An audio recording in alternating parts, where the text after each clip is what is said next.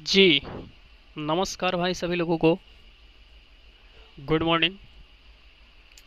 तो जैसा कि आपको पता है कि कल हम इतिहास का सेशन शुरू किए थे और इतिहास में हम धार्मिक आंदोलन के बारे में पढ़ना स्टार्ट किए थे। तो धार्मिक आंदोलन का जो भी बेसिक वीडियो है वो आपको पहले ही प्रोवाइड करवा दिया गया है। तो आज आज का सेशन जो भी बताया गया था वो कहा गया था कि आज हम बौद्ध धर्म से स्टार्ट करेंगे, क्योंकि हमारे इतिहास के 3 भागों में बांटा गया है। हमारे इतिहास का सिलेबस इतना बड़ा है कि उसको 3 पार्ट में बारी बारी से बांट कर ही उसको सभी ढंग से उसको रिवाइज किया जा सकता है। तो आज हम स्टार्ट करने वाले हैं बौद्ध धर्म के बारे में कि हमारे देश में क्या क्या चीज़, कैसा कैसा धार्मिक आंदोलन चला। तो बौद्ध धर्म से भी हमारे एग्ज़ाम में जो भी सवाल बनते हैं वो बहुत ज़्यादा बनते हैं। तो इसका बहुत सारे बुक से इम्पोर्टेंट नोट्स है वो हम कलेक्ट करके एक हम नोट पैड पे मैंने लिख लिए हैं, ताकि आपको सही ढंग से और वही फैक्ट पढ़ने के लिए मिले जो कि प्रीवियस एग्ज़ाम में सवाल सारे सारे के सारे आ चुके हैं। तो आइए बगैर देरी किए ही हम स्टार्ट करते हैं। तो सबसे पहला सवाल यही बनता है कि बौद्ध धर्म कि जो भी संस्थापक हैं, वो किन्हें माना जाता है। तो बौद्ध धर्म का स्थापना किए थे गौतम बुद्ध ने। बौद्ध धर्म का स्थापना कौन किए थे? बौद्ध धर्म की स्थापना कौन किए थे? तो फर्स्ट सवाल यही आ जाता है, तो कौन किए थे? गौतम बुद्ध।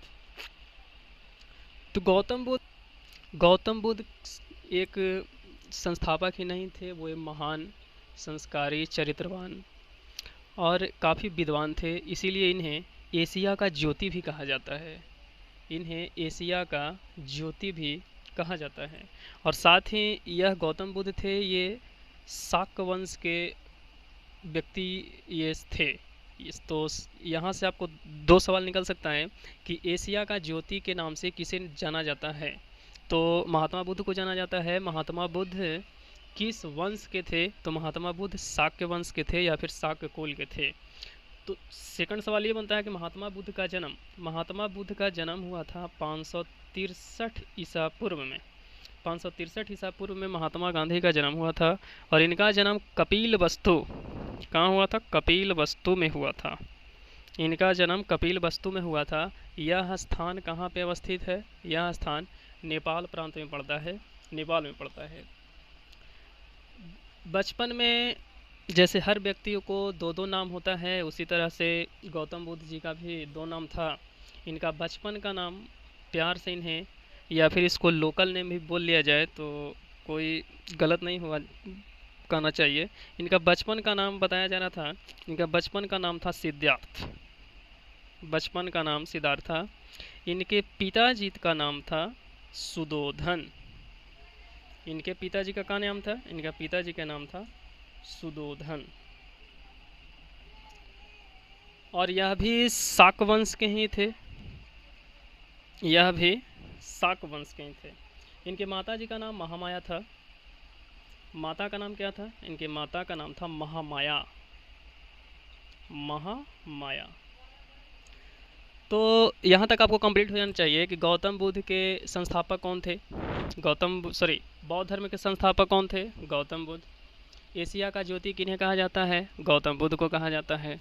गौतम बुद्ध किस किस वंश से संबंधित थे? शाक वंश से। इनका जन्म कब हुआ था? 563 ईसा पूर्व में। कहाँ हुआ था? कपिल वस्तु में हुआ था। इनका बचपन का नाम क्या था? सिद्धार्थ। पिताजी का क्या नाम था? सुदोधन था। माताजी का इनका क्या नाम था? महामाया था। अगर इनके माताजी का वंश पूछ लिया जाए तो ये थे कौलिय वंश से संबंधित थे। कौलिय वंश से यह बिलोंग्स रखते थे, जो इनके माताजी महामाया थे। तो इतिहासकारों का ऐसा कहना है कि जब गौतम बुद्ध का जन्म हुआ था तो 7 दिन के अंदर ही गौतम बुद्ध जी का माने मृत्यु हो गया था। जन्म के 7 दिन के अंदर ही गौतम बुद्ध की मृत्यु हो गया था। तो ये बचपन में ही इनको पालने पोसने का काम इनकी अपनी मौसी जी थी। मौसी का नाम था प्रजापति गौतमी। इनकी मौसी का क्या नाम था? इनकी मौसी का नाम था प्रजापति गौतमी। तो लालन पालन करने का काम, उनको सेवा करने का काम इनके मौसी के द्वारा ही किया गया। और यही प्रजापति गौतमी है, यही आगे चलकर महात्मा बुद्ध की सबसे पहली शिष्या भी बनी। तो ये भी सवाल आता है कि पहला शिष्य महात्मा बुद्ध की कौन थे। सॉरी, महात्मा बुद्ध ने गौतम बुद्ध की पहला शिष्या कौन थी। तो इन्हीं की मौसी थी जो इनको पालने पोसने का बेड़ा उठाई थी। उनका नाम था प्रजापति गौतमी। साथ ही सवाल आएगा कि इनका पत्नी का क्या नाम था। गौतम बुद्ध का पत्नी का नाम था यशोधरा। गौतम बुद्ध की पत्नी का नाम था यशोधरा। और इनका पुत्र, गौतम बुद्ध के पुत्र का नाम था राहुल। गौतम बुद्ध की, कंफ्यूज नहीं होना है, उनके गौतम बुद्ध की माता जी का नाम था महामाया। गौतम जी या फिर गौतम बुद्ध, जब गौतम बुद्ध को पालने पोसने का काम कौन किया था, प्रजापति गौतमी, जो उनकी मौसी थी। गौतम बुद्ध की पत्नी का क्या नाम था, यशोधरा। उनके पुत्र का क्या नाम था, राहुल। इनसे बहुत सारे सवाल मिलते हैं। अब चलते हैं आगे।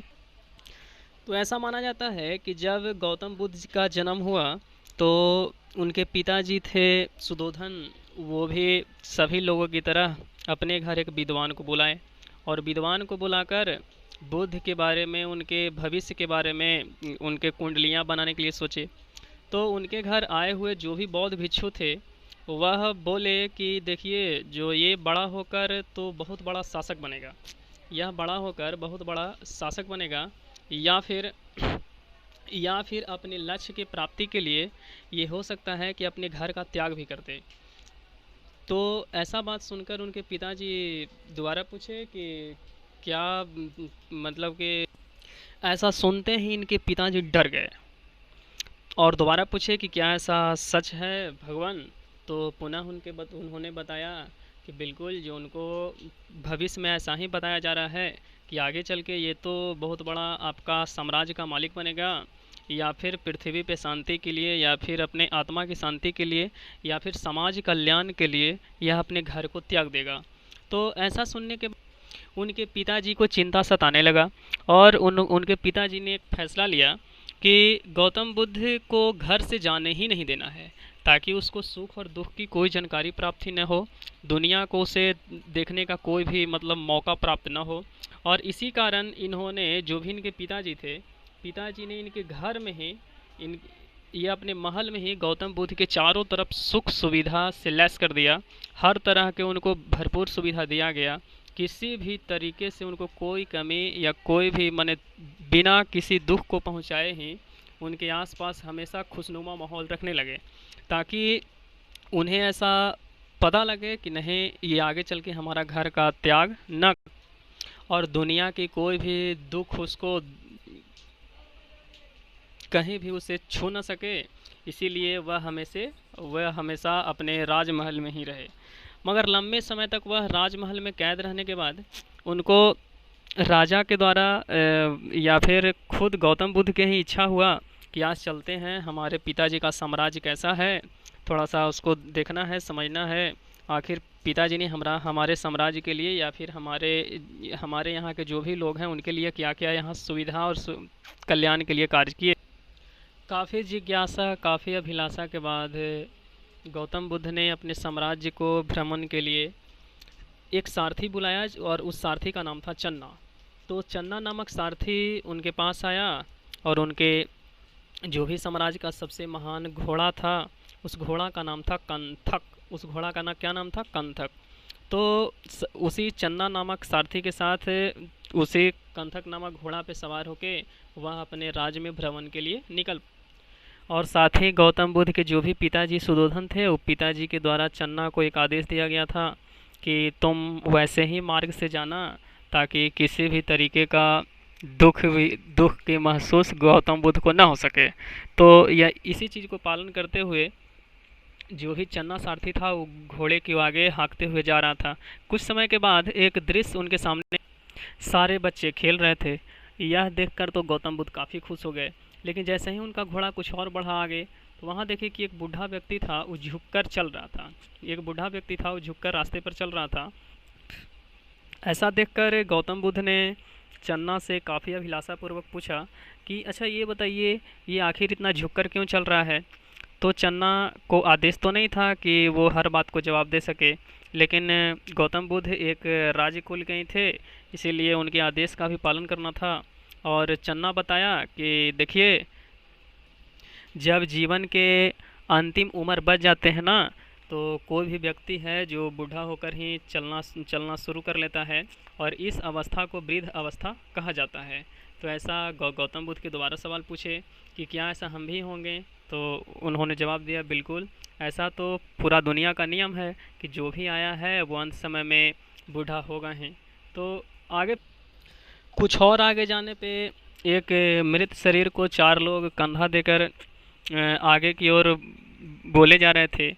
तो जो भी गौतम बुद्ध थे वो बोले कि अच्छा ये क्या है, ये बताओ, ये ये किसको लेके जा रहा है और कहाँ लेके जा रहा है? तो चन्ना का जवाब आया कि महात्मन, जो भी इस धरती पे आता है उसे एक समय में जाना होता है, और जो भी इनके साथ बोला जा रहा है राम नाम सत्य है, यह बताया जा रहा है कि दुनिया में एक ही नाम सत्य है, वह है ईश्वर का। इसके अलावा दुनिया, यह पूरा संसार सारा का सारा मिथ्या है, सारा का सारा झूठा है। तो गौतम बुद्ध की तरफ से दोबारा जवाब आया कि क्या हम भी एक समय मर जाएंगे? तो चन्ना इसका जवाब दिया कि हाँ प्रभु, जो भी इस दुनिया में आया है एक न एक दिन हर किसी को यहाँ छोड़कर चले जाना है। चन्ना रथ को सारथी सारथी की तरह रथ को आगे बढ़ाते गया। कुछ समय दूर या फिर कुछ समय आगे जाने पर उनको, कुछ आगे चलने पर वह देखे कि एक व्यक्ति था, वह रंगीन कपड़े में था, साध्वी वस्त्र में था, हाथ में उसका कमंडल था, और एक सन्यासी जैसा मालूम हो रहा था, और उसके चेहरे पर मुस्कुराहट था। तो गौतम बुद्ध आगे की ओर चल रहे थे, उनका नज़र एकाएक उन पे पड़ा। तो उन्होंने चन्ना से पूछा, चन्ना ये कौन है और ये आखिर इतना मुस्कुरा कैसे रहा है? तो चन्ना के द्वारा एक उत्तर मिला, बताया चन्ना कि महात्मन, इसे सन्यासी कहा जाता है। इनके लिए दुनिया में सारे सामान मिथ्या समान है, और इनके लिए पूरा दुनिया झूठा है। ना इनका अपना घर होता है, ना परिवार होता है। वह हमेशा इसी तरीके से दूसरे के घर जाते हैं और कुछ खाने का व्यवस्था कर लेते हैं, और हमेशा भगवान भजन करते रहते हैं, और यह जो भी कार्य करते हैं वह समाज कल्याण के लिए ही करते हैं। इसीलिए इनका घर के लिए कोई भी दुख या फिर तकलीफ़ इनको नहीं नहीं आता है, और यह इसी तरीके से हमेशा मुस्कुराते रहते हैं। तो जो भी बुद्ध जी, उन्होंने मन में सोचा कि अभी तक हमने जितना भी भ्रमण किया, सब में से सिर्फ हमें यही एक मुस्कुराता हुआ व्यक्ति मिला। इसीलिए हमें ऐसा क्यों न हो कि आने वाले समय में हम भी इसी इसी तरीके से दूसरों की सेवा करें, और हमेशा अपने घर को, साम्राज्य को छोड़कर समाज को आगे बढ़ाने का कुछ बीड़ा उठाएं, और इसी तरीके से हम भी मुस्कुराते रहें, सुख रहें। बस फिर क्या था, शाम होते होते ही उनका घोड़ा, कंथक और सारथी चन्ना सभी घर में आ गए। और महात्मा बुद्ध को यह दृश्य देखने के बाद उन्हें रात में नींद नहीं आई, और वह मात्र 18 वर्ष की उम्र में ही आधी रात में वह घर को छोड़कर बाहर चले गए। तो सवाल आएगा कि बताइए कि महात्मा बुद्ध जी थे वह घर को कितने वर्ष की आयु में छोड़े? तो 18 वर्ष की उम्र में छोड़े। और आधी वर्ष में घर छोड़ जाने के बाद ये जो घटना हुआ वो बौद्ध धर्म में कहलाता है महाभिनिष्क्रमण। महाभिनिष्क्रमण। तो सवाल आएगा कि बताइए महाभिनिष्क्रमण क्या है? तो महात्मा बुद्ध जो अपने घर का परित्याग किए थे 18 वर्ष की उम्र में ही, इसी घटना को या फिर इनके घर छोड़ने की घटना को ही महाभिनिष्क्रमण कहा जाता है। या घर को छोड़ने के बाद सबसे पहले यह अनोम नदी के तट पर गए, जहां इन्होंने सन्यासी बनने का माने ग्रहण लिया या फिर दृढ़ संकल्प लिया। तो सवाल आएगा कि इन्होंने सन्यासी बनने का संकल्प या फिर सन्यासी बनने का बीड़ा किस नदी से उठाया? तो कौन सा नदी है? अनोमा नदी। और उसके बाद अनोमा नदी में सन्यासी बनकर यह अपने वस्त्र को, वहीं जो भी राजसी वस्त्र था उसे त्याग किया, और वह अपने साथ, और वह वहाँ से राजगीर चले गए।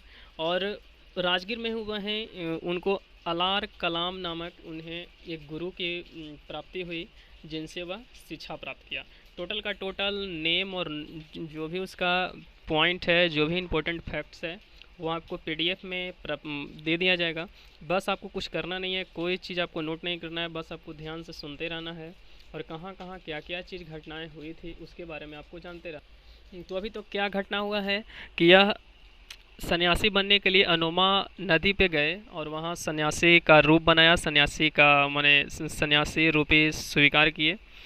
और वहाँ से वह राजगीर चले गए और वहाँ अलार कलाम, याद थोड़ा सा नाम रखिएगा, अलार कलाम नामक एक व्यक्ति थे, गुरु थे, उन्हीं से इन्होंने शिक्षा प्राप्त की। पुनः शिक्षा प्राप्त करने के बाद यह वैशाली चलाए। पुनः शिक्षा प्राप्त करने के बाद यह कहाँ चलाए? यह वैशाली चलाए, जहाँ यह रुद्र नामक एक और व्यक्ति मिले, एक और गुरु मिले जिनका नाम था रुद्र नामक, और उनसे भी इन्होंने शिक्षा ग्रहण की। यानी इनके ज़िंदगी में दो गुरु आए, एक आए थे अलार कलाम और दूसरा आए थे रुद्र नामक। तो ये इन्हीं दोनों लोगों से गौतम बुद्ध ने शिक्षा ग्रहण की, और यही शिक्षा ग्रहण करने की या फिर शिक्षा प्राप्त करने की घटना है जो सांख्य दर्शन कहलाता है। तो सवाल आएगा कि सांख्य दर्शन क्या है? तो महात्मा बुद्ध के जीवन में जो भी गुरु की प्राप्ति हुई, इसी को सांख्य दर्शन के नाम से भी जाना जाता है। तो यहीं दोनों से इन्होंने सांख्य दर्शन शिक्षा की प्राप्ति हुई या फिर प्राप्त की है। ठीक है, अब आगे गुरु से शिक्षा पा लेने के बाद इन्होंने कठोर ध्यान साधना और तपस्या के दम पे ईश्वर की और ज्ञान की प्राप्ति के लिए गया की ओर रुख कर लिए। अब वह बिहार में गया जिले में अवस्थित एक स्थान है, बिहार में गया, वहीं स्थान पे ये 5 संत आपस में ही ज्ञान की प्राप्ति के लिए जुटे। गया में भी सवाल आएगा तो कौन सा स्थान था? वो था बोध गया।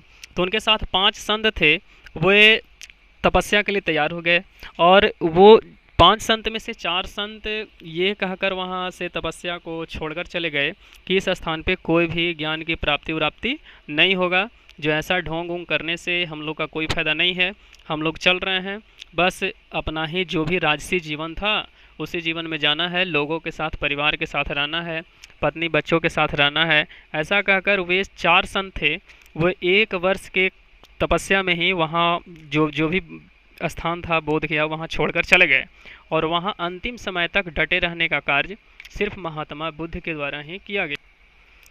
तो 6 वर्ष की कठिन तपस्या के बाद महात्मा बुद्ध यानी गौतम बुद्ध को निरंजना नदी के तट पर पीपल वृक्ष के नीचे ज्ञान की प्राप्ति हुई। तो सवाल आएगा कि कितना वर्ष की कठिन तपस्या के बाद? तो गौतम बुद्ध थे वो 6 वर्ष की कठिन तपस्या के बाद निरंजना नदी, जिसका कि वहाँ लोकल में लोग फल्गु नदी से भी जानते हैं, वहीं नदी के तट पर पीपल वृक्ष के नीचे उनकी ज्ञान की प्राप्ति हुई। और जो भी उनको ज्ञान की प्राप्ति हुई, ज्ञान की प्राप्ति की जो भी घटना है वो बौद्ध धर्म में निर्वाण के नाम से जाना जाता है। किस चीज़ के नाम से जाना जाता है? निर्वाण। जो भी वो शिक्षा प्राप्त किए थे वो कौन सा दर्शन था? सांख्य दर्शन था। घर से जो भी निकलने का घटना था वो क्या चीज़ था? वो चीज़ था महाभिनिष्क्रमण। तो ये सब आपको कुछ बात है वो आपको याद रखना पड़ेगा। चलिए अब आगे बढ़ते हैं। महात्मा बुद्ध को ज्ञान की प्राप्ति हो चुकी है। अब आगे इतना घटना तक के वे जो भी उनका बचपन का नाम था राहुल ही था, अभी तक उनको राहुल के नाम से ही जाना जाता था। लेकिन जैसे ही इनके जीवन में ज्ञान की प्राप्ति हुई, ज्ञान के प्राप्ति के बाद ही उन्हें बुद्ध माने कहा जाने लगा, या फिर उनको बुद्ध की उपाधि दिया गया। तो जिस कहानी अब आगे बढ़ाते हैं, तो जिस निरंजना नदी के तट पे ये तपस्या कर रहे थे बगैर कुछ खाए पिए अन्न जल के, उसी स्थान पे एक लड़की आती थी जिसका नाम था सुजाता। यह सुजाता नामक जो भी लड़की थी वह गाय चराने के लिए प्रतिदिन उसी नदी के किनारे आती थी। तो यह भी देखी कि इतना लगातार लंबे समय तक जो भी गौतम बुद्ध थे वो अपना माने कठिन तपस्या में लीन थे, और जैसे ही उनको ज्ञान की प्राप्ति 6 वर्ष में हो गए थे, तो यह जो सुजाता नामक जो भी लड़की थी वह अपने घर से देखी कि आज कुछ विशेष बनाया जाए इन संत के लिए। तो यह कन्या अपने घर से खीर बनाकर उसी नदी के किनारे आई, और जो भी महात्मा बुद्ध या फिर जो भी गौतम बुद्ध जो भी थे उनको यह अपनी हाथों से बनी हुई खीर खिलाकर ही अपना अनशन तोड़ा। तो जैसे ही वह गौतम बुद्ध अपने तपस्या से उठे, उन्हें ज्ञान की प्राप्ति हो चुकी थी, खीर खाकर वह अनशन तोड़ चुके थे, तो वह अपने आजू बाजू में देखे तो उनके साथ जो भी और जो संत थे वह संत उनको नज़र नहीं पड़े। तो वहीं संतों की तलाश में खोजते हुए उम, जो भी उनके साथ तपस्या में लीन हो गए थे, और फिर वह बोलकर वह चले गए थे कि यहाँ कोई भी ज्ञान की प्राप्ति नहीं होगी। ज्ञान की प्राप्ति होने के बाद महात्मा बुद्ध यहीं संतों को खोजते हुए यूपी और बहुत सारे स्थानों में माने बनारस और अनेक राज्यों में घूमते हुए वह आगे बढ़े और सारनाथ के पास पहुँचे। और इसी सारनाथ के स्थान पे, जो कि बनारस में अवस्थित है, वाराणसी में अवस्थित है, इसी सारनाथ के स्थान पे इन्होंने पहला उपदेश दिया। तो यहाँ से एक और सवाल आपको बन जाता है कि महात्मा बुद्ध को जब ज्ञान की प्राप्ति हो गई थी, तो बताइए कि इन्होंने सबसे पहला ज्ञान का उपदेश कहाँ दिया था? तो वो दिए थे सारनाथ। वर्तमान समय में सारनाथ कहाँ अवस्थित है? तो सारनाथ वाराणसी में अवस्थित है। तो बौद्ध धर्म में इनका जो पहली बार जो भी स्टेटमेंट या फिर जो भी उपदेश दिया गया था, उनको भी एक नाम से जाना जाता है, जिसका जो कहलाता है धर्म चक्र प्रवर्तन। धर्म चक्र प्रवर्तन। तो प्रथम महात्मा बुद्ध के प्रथम उपदेश को क्या कहा जाता है? धर्म चक्र प्रवर्तन। और इसी सारनाथ में उपदेश देने के बाद सबसे पहला जो भी बौद्ध संघ की स्थापना हुए, स्थापना किए इन्होंने इसी स्थान से किए। तो सवाल ये भी आएगा कि बौद्ध संघ की स्थापना क्यों हुआ था, किसने किया था, कहाँ हुआ था? तो बौद्ध संघ की स्थापना सारनाथ में हुआ था, गौतम बुद्ध ने किया था। और उनका टारगेट यही था, उनका मिशन यही था कि आओ और एक कदम ज्ञान की ओर बढ़ो। इस दुनिया में ज्ञान की प्राप्ति के बिना हमारा जीवन कभी सफल नहीं हो सकता है। और ये जो बौद्ध संघ है, इस संघ के 3 रत्न थे। इस संघ के कितने रत्न थे? 3 रत्न थे। पहला चीज़ क्या था? पहला था बुद्ध, मंचम और चरण। बुद्ध, मंचम और चरम। और इस संघ में कुल 20 व्यक्ति को रखा गया था। इस जो भी संघ बनाया गया था उसमें 20 लोगों की कमेटी था। और यही 20 लोगों ने यह पाया कि पूरा दुनिया में हमें अब धीरे धीरे बौद्ध धर्म की प्रचार प्रसार करना है। तो इसमें यह भी सवाल बनता है कि महात्मा गांधी नहीं, गौतम बुद्ध का सबसे पहली शिष्या कौन थी? तो गौतम बुद्ध की सबसे पहली शिष्या थी, जो भी उनका जन्म में जो उनका माँ मर गए थे, तो उनकी मौसी कौन थी? प्रजापति गौतमी। तो यही गौतमी इनकी सेवा सत्कार करती रहती थी। तो सबसे पहली शिष्या भी इनका गौतम बुद्ध के द्वारा किसे बनाया गया? प्रजापति गौतमी को ही बनाया गया। अगला सवाल ये आएगा कि इन्होंने सबसे ज़्यादा उपदेश कहाँ दिया? तो इन्होंने सबसे ज़्यादा उपदेश था वो श्रावस्ती स्थान पे दिया। जीवन के अंतिम समय में इन्होंने प्रचार प्रसार करते हुए कुशीनगर पहुँचे।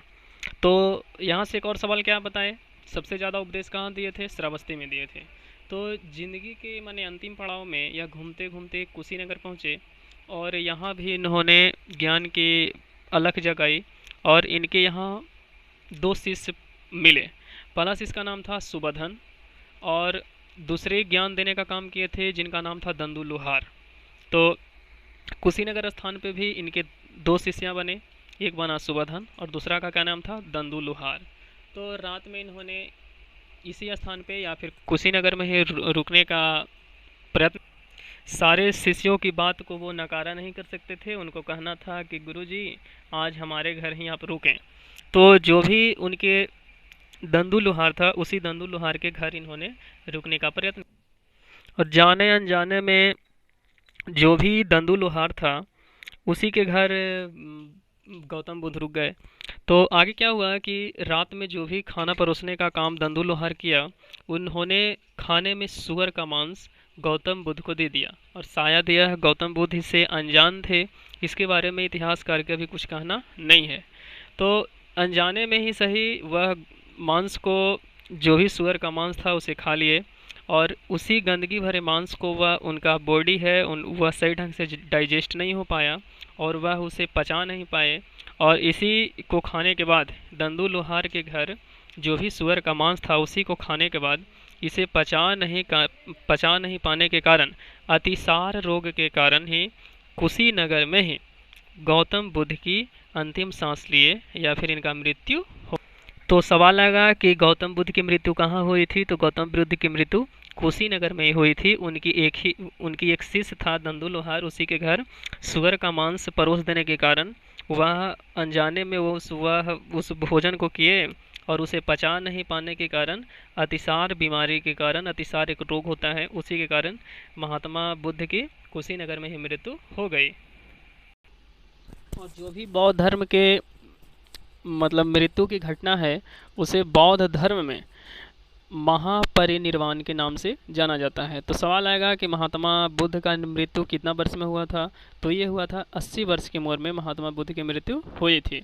महात्मा बुद्ध 483 ईस्वी में इनका मृत्यु हुआ था, और जो भी इनका जन्म है वो 563 ईस्वी में हुआ था। और उनका मृत्यु कहाँ हुआ था? कुशीनगर। कुशीनगर वर्तमान में कहाँ अवस्थित है? तो उत्तर प्रदेश में अवस्थित है। उत्तर प्रदेश के कौन सा जिला में अवस्थित है? तो देवरिया जिला में स्थित है। तो महात्मा बुद्ध के द्वारा या फिर गौतम बुद्ध के द्वारा जो भी उपदेश दिया गया, उसमें सबसे ज़्यादा उपदेश पाली भाषा में दिया गया था। अब ऐसा माना जाता है कि उनका मृत्यु के बाद जो भी वहाँ के लोग थे, उन्होंने काफ़ी सम्मानपूर्वक उनका अंतिम संस्कार किया। और उनके अंतिम संस्कार में जो भी उनके शरीर थे, उनके शरीर के बचे हुए भागों को, बचे हुए अवशेष को 8 भागों में बांटा गया। और इन्हीं 8 भागों पर आज बौद्ध धर्म का 8 स्तूप का निर्माण कराया गया है। तो ये भी आपको सवाल आ सकता है कि उनके जो भी बॉडी था, उनका शरीर था, अंतिम संस्कार के बाद जो भी उसका अवशेष बचा था, उसे कितने भागों में बांटा गया था? तो 8 भागों में बांटा गया था। वहीं 8 भागों पे वर्तमान समय में क्या अवस्थित है? तो 8 स्तूप का निर्माण किया गया है। तो आगे चलते हैं, और अगला सवाल ये भी आ सकता है कि बौद्ध धर्म के बारे में हमें, या फिर बौद्ध धर्म की ज्ञान के लिए इसका त्रिपिटक का निर्माण किया गया था। यही त्रिपिटक क्या कहलाता है? यही त्रिपिटक कहलाता है विनय पिटक, सुत्त पिटक और अभिधम्म पिटक। और यही तीनों पिटक का निर्माण महात्मा बुद्ध के द्वारा पाली भाषा में दिया गया था। तो अब जो भी महात्मा बुद्ध या फिर गौतम बुद्ध के बारे में जुड़े हुए जो भी बौद्ध संगीति है, वर्तमान समय में बौद्ध संगीति को कहाँ कहाँ और किसके शासनकाल में किया गया था, इसकी चर्चा, और इनके बौद्ध धर्म में महात्मा बुद्ध की और कुछ कुछ रोचक तथ्य है, इसकी चर्चा हम आने वाले बहुत जल्द ही एक नए वीडियो के साथ आपके सामने हाजिर होंगे। और जो भी आप कहानी सुने हैं, इसका पीडीएफ अगर आपको चाहिए तो आप कमेंट सेक्शन में आप लिखिए कि यस, तो हम इसका पीडीएफ आपको प्रोवाइड कराने का पूरा कोशिश करेंगे। अब हम मिलते हैं अगले क्लास में। तब तक के लिए अपना ख्याल रखिए, घर पे रहिए, स्वस्थ रहिए। जय हिंद, जय भारत। Thank you.